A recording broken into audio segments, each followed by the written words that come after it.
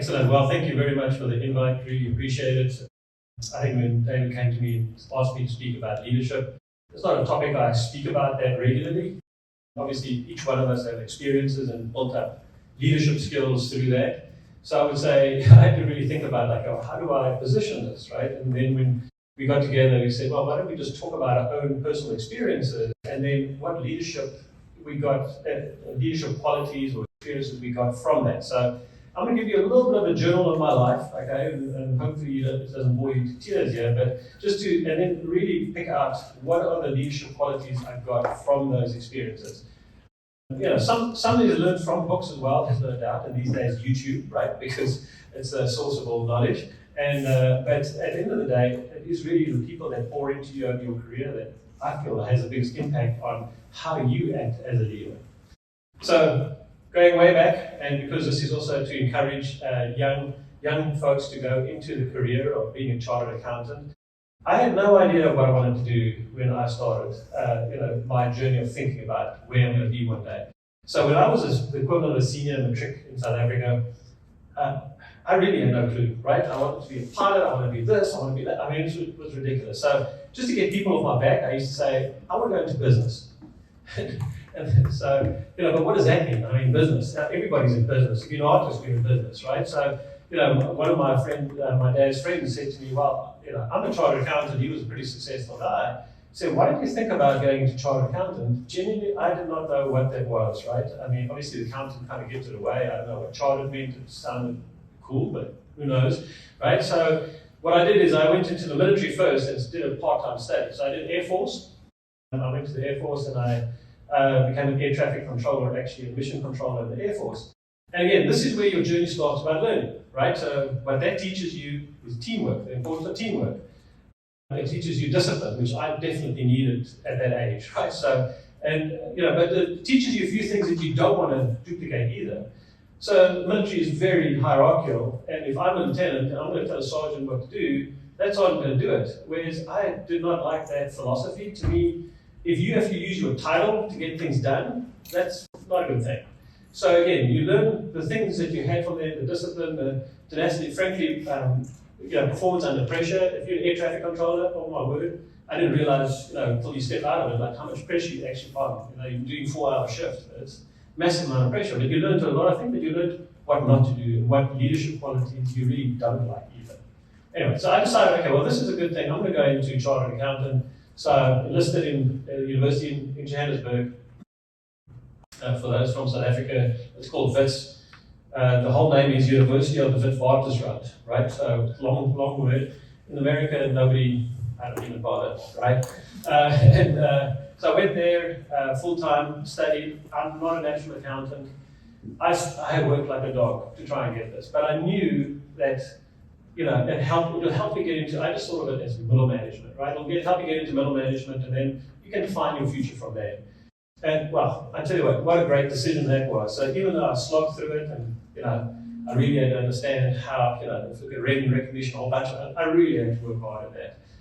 But it was a great program in South Africa, I'm sure around the country, around the world. And so then I went into KPMG. I was only going to stay with KPMG for 3 years, and I'm celebrating my 33rd year with them in January, right? So that's how strategy changes, I guess, over time. But I was going to be there 3 years. That 3 years auditing was an amazing experience. But I was thinking about, okay, well, what's next? So they said, well, we're starting a deal advisory practice. This is 95, right? Or 94, around about there. Do you want to do this? So I said, well, yeah, sure, I'll do it. I'll go. I had no idea what they did, so I started doing due diligence and valuations. And I guess the leadership quality there was being open to doing different things and humble to learn, and just being a constant learner, right? So I really feel like those are leadership qualities that served me well later on in life. So I did that for a while. Then I got an opportunity to go to the US to rotate to Boston. And I took that. I was back in audit, financial services. I did not realize, rounding errors in that bank, Fleet Bank of Boston at the time, was as big as my annual revenue of the companies that I was auditing. So the scale in the US was just mind-blowing coming from South Africa. So now you start to think, okay, well, wow, this is a whole different market, a whole different ballgame. So again, what can you learn from it? So I'm going to fast forward a little bit. So I was heading back to South Africa, and they said, well, we have this thing called International Development Center. It was called something else, but do you want to do a year or two there? So I'm like, it sounds like a plan. And this is where we develop centrally and export it basically to the world. So you deploy it to other countries, etc., etc. So I'm like, yeah, I'll stay in the US for another year or two. I think that sounds good, and learn a bit more of the culture and businesses, etc. And what I learned there, so I actually stayed 3 years. I've already told you, I've been here since '95 now, so clearly my 18-month rotation is still going on. But what I learned there is cultural awareness, because you had to convince Germany, Australia, other countries to pick up products and services that you are creating centrally. You had to make sure, you had to be innovative in your thinking, because you're looking at new things. You might talk about enhancements to the audit program, etc., or audit process, but at the end of the day, you're looking at innovating new things. Now, we're talking about late 90s, right? So there was a lot of tech happening, not as much as now. I think the disruptive technology is amazing right now. So, but anyway, I learned a whole bunch of new skills, how to collaborate with people, how to use influence, again, as opposed to just telling them, this is a new product coming your way, do it, right? So really like that. Eventually decided to stay in the US, and then so rotated back to the field. Well, the field, it's client serving, client facing. So I went into New York in the early 2000s, and they asked myself and a team to develop something called enterprise risk management. I don't know, you might have heard of it. I think there's a topic later on today. I'm still super passionate about that topic. So again, we developed it, and this is from very little, really. So you have to understand what are clients really looking for. So again, the persona of the client. So again, from a leadership perspective, I think it is, who are you interacting with, and how do they perceive what you're speaking about, right? So you might be an expert on the topic, but if they are not, how do you perceive, or how do you translate what you say so that it could be understood as well? And so I did that for a while, and eventually I led that in the US and globally. That was about 50 people. Honestly, it was small, it was incubator, right? So it was quite manageable. And then around about 2015 or 16, they merged that with internal audit and SOX, and they asked me to lead that in the US and globally. I went from 50 to 1,000 people. Globally, probably more like 2,500. You're like, oh my word, what am I doing here? And this needed to be transformed as well. So I felt like, wow, this is a phenomenal challenge, but I'm way out of my depth, right? So I figured, okay, well, this is where you get your mentors in. Like, what do you think I should do first? These partners don't know me, so I've got a leadership team that really doesn't know me. So the guidance was, okay, well, let's create a vision and strategy for this group so that you can move this forward. So I did that. I took 15 leaders from across the globe, and we had a facilitated session with the strategist. Now, I'm not a strategist, right? But I do know if I want somebody to follow a strategy, it's got to be authentic. It's got to be believable. It's got to be relatable. So if I had to say, well, we want to grow this to, $1 billion practice, that might motivate some people, but frankly, as a senior associate, you're like, well, what the heck does that mean for me, right? So what I learned through that process from a leadership skills perspective is how to create something that is just authentic.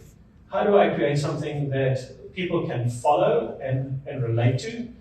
And, to me, and basically, that allowed me to motivate people and stand in front of them authentically and get to know them, but also to talk about what it means for them. So in our internal purpose statement, client wasn't mentioned in it, right? Interesting enough, it was all about really how we're going to develop them, and selfishly through developing them, you're going to be helping the client. Because if you have somebody that's more versatile in how they interact with the clients, that's not just internal SOX, but they have ERM experience, they understand all those things, it actually helps the client. So it was basically achieving the objective, but from a purpose-led function. So I learned through that experience, like the whole thing around purpose-led strategies, right? So again, it was a great learning. I was probably now, early 50s, etc., right? So I mean, I wouldn't say I wouldn't have known it before, but I had to implement it then. So that was a little bit different.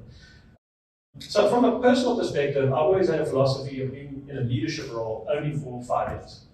I know if you're transforming a group significantly, maybe call it 6 years. But do not go for 10 years in the same role.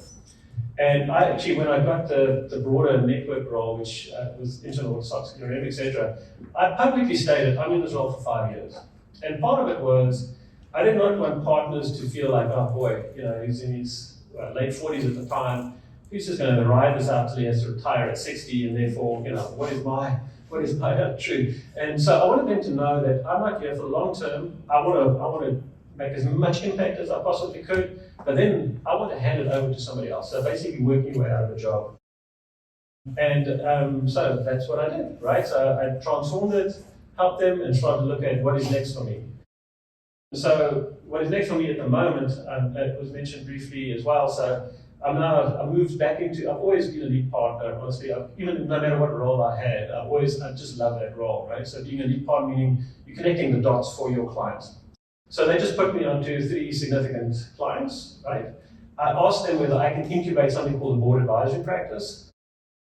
And we do have a significant board leadership center presence, meaning, like more thought leadership, but I wanted to come alongside boards and see how I can help them. And frankly, it came out of a discussion about disruptive technologies and the lack of knowledge of the board in that area. So I started a peer exchange, etc. through that. So day job, really my main job is really lead partner of these 3 clients.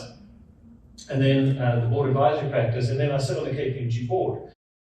Now, sitting on the KPMG board, what a significant honor, I mean, there's no doubt about that, but it's new learnings again, right? So now it's an oversight role. And I tell you what, it was actually quite hard to take an operator role hat off and start to put an oversight hat on. And so now the types of questions you ask, again, to me, this is all leadership, right? It's not leading questions, it's open questions, right? So it's like, so you can't, and even though I have significant knowledge of the business, you have to ask open-ended questions to management to really understand it better. And the other piece I love about it is you get your arms around the entire organization. Back office, the functions, all the rest of it, because otherwise you kind of narrow in your knowledge. So let me just wrap it up. Okay, so if I look at big picture wise, the leadership qualities that if I look back, like what were the ones that I really value significantly now? There's many along the way, and quite frankly, I didn't list all the things I learned throughout, just in the interest of time.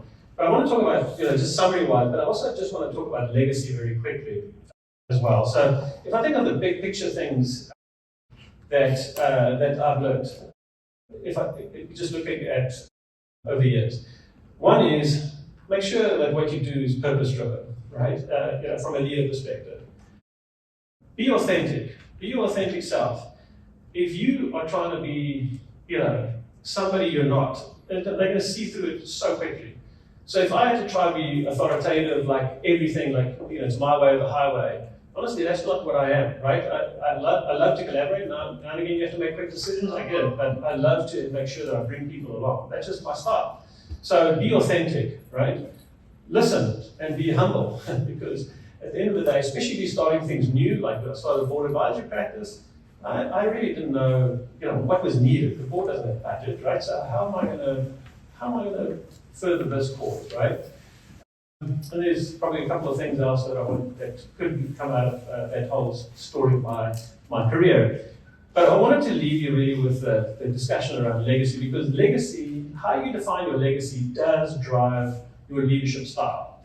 So when I was about 30, a partner of mine, a mentor of mine, his name is Scott Showalter, he asked me, what is your legacy going to be? And quite frankly, I didn't think about it that much. I gave him an answer that was super shallow, frankly, just because it was more career-driven and position and all the rest of it. I said, well, go back and think about it a little bit more. And so I did, and I realized that a year after I retired from KPMG, maybe even less, people aren't going to be thinking about me day to day. They're not going to, they may remember me if a situation comes up. So I can't have my legacy be my position at KPMG. Honestly, it just makes no sense. but I can have a legacy in people.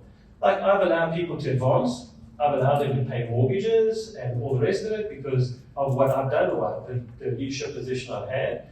Now, they may not attribute it to me necessarily, but for me, that was what I then thought about legacy. Now, I was 30 years old, I was single, no kids at the time, so it wasn't in family. Now that I have both, I'm married now for 20 years and I've got 3 kids, I will tell you, I know where my legacy is now, right? My legacy is really in my family, there's no doubt about it. So to me, legacy in the family side, legacy, and how I not leave my family because my wife is the boss, we all know that, but I mean, how you interact with your family is also defined by who you are as a leader, right? I mean, how you interact with your kids. I've got 2 teenagers, it's not that easy to tell them what to do. I know you've also got some teenagers there, right? So it's not, so how you go about it, how you understand their perspective, all that kind of stuff comes through in your leadership style. So, Scott Showalter retired many years ago. He's actually a professor at NC State. But I still think of him, right? So he made an impact. I don't even remember exactly what positions he really attained at KPMG and all the rest of it, but I remember him because he helped me think through what's important, actually. And that defines you as a leader as well, because if you want to be an arsehole, you can be an arsehole, but you're going to be remembered as that, and then you're going to be forgotten pretty quickly as well, right? So, and hopefully, that is getting reported, so I was hopefully... I could use other words there, David, that's what I'm saying. But, anyway, so I know that it's a lot of chartered accountants in the room, and I know you know the value of that qualification just to get you into a position. There's no ways I would have been where I am today, and I never could have dreamt that I can be even a partner at KPMG, frankly, if it wasn't for that sort of foundation that I got, right? So I value it tremendously. And even though as a kid I didn't necessarily know what it was, I am so grateful now, and I will definitely shout that from the rooftops, like the value of that and the foundation that it sets. So with that, I'm going to pause and hand it to, I guess, Simone. Thank you. Thank you.